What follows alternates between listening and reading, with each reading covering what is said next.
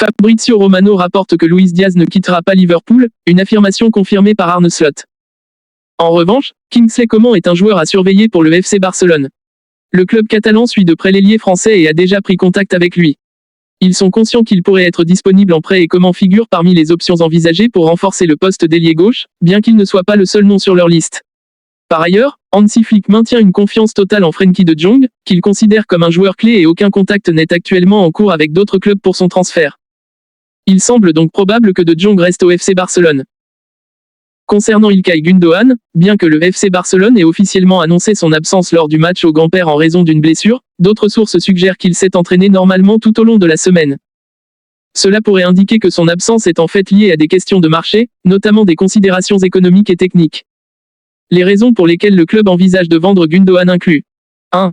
Raison économique, Gundogan perçoit un salaire élevé, estimé à environ 15 millions d'euros. Son départ permettrait au club de résoudre plusieurs problèmes d'inscription liés au fair play financier. 2.